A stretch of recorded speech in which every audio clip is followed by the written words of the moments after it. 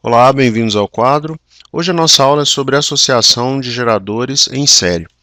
Para ficar mais fácil, vamos começar aqui com um exemplo. Suponha que você comprou uma lanterna. Abrindo essa lanterna, você viu que há 3 pilhas nessa lanterna. Uma pilha ligada na outra. Como assim ligada na outra? Bom, você tem aqui o polo positivo e aqui o polo negativo. Você viu que o polo positivo de uma pilha está sempre ligado no polo negativo da outra. Tá certo? O que você quer fazer? Você quer ir até outra loja, comprar outra lanterna igual, com as mesmas características, mas quer usar só uma pilha. Você quer encontrar uma pilha para colocar naquela mesma lanterna. Pronto, é melhor fazer isso. Você quer uma pilha que funcione como essas outras 3, tá certo? Que ela substitua as outras 3 pilhas.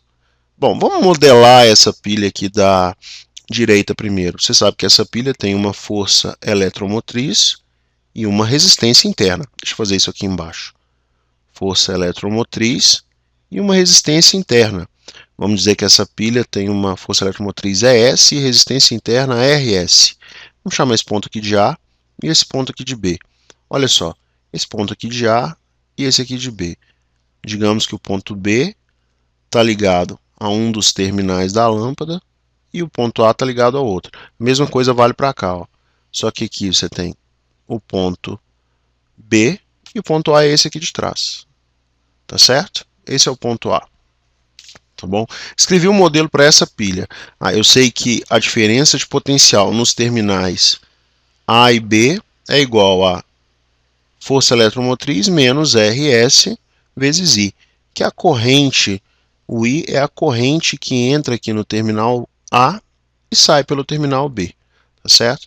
O terminal A é o polo negativo da pilha e o B é o positivo. Bom, acho que eu errei aqui em cima, né? Esse é o polo negativo e aqui o polo positivo. Pronto, para ficar igualzinho o desenho que a gente vê na pilha.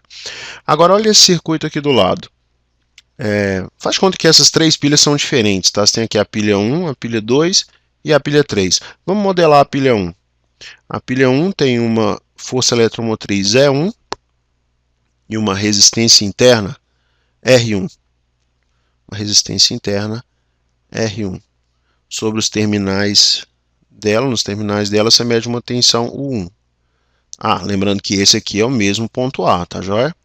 Agora a segunda pilha, ela tem uma força eletromotriz E2 e uma resistência interna R2. Nos terminais dela, você consegue medir uma tensão U2.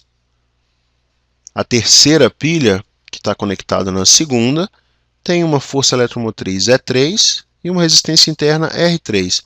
E por fim, ela se conecta aqui no terminal B.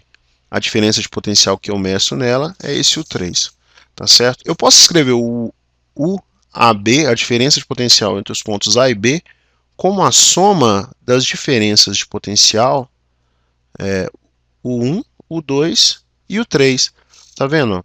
A corrente entra aqui pelo ponto A, a mesma corrente I passa por todos os dispositivos e chega aqui no ponto B, tá certo? A mesma corrente. Eu quero que esses dois circuitos se comportem da mesma forma, ou seja, essas correntes dos dois circuitos têm que ser iguais, tá certo? Bom, eu vou calcular então essa diferença de potencial equivalente e essa resistência interna equivalente da outra pilha que eu comprei, para substituir a associação de 3 pilhas que estão ligadas uma no final da outra, né? A corrente que passa nelas é a mesma, né? E a corrente sempre passa em um dispositivo para depois passar no outro. E essa associação é uma associação em série. Vamos escrever esse UAB aqui, que se eu colocar um voltímetro entre os pontos A e B do circuito da esquerda e entre os pontos A e B do circuito da direita, eu vou medir a mesma coisa, tá bom? Vamos escrever a tensão U1, a diferença de potencial U1, em função da força eletromotriz e da resistência interna. Do circuito do gerador 1, né? Do gerador 1. Bom, tá escrito aqui. E do 2, como é que fica? Eu estou somando, né? A gente tem E2 menos R2I. Por que o menos? Porque a gente tem uma queda de potencial na resistência, né? Por isso a gente usa o sinal negativo. Então, mais o E3 menos o R3I. Por que mais E3, né? Porque toda vez que tem uma fonte assim, ó, e a corrente passa do polo negativo para o polo positivo da força eletromotriz, a gente tem um aumento de potencial, tá bom? Vamos reorganizar essa equação aqui.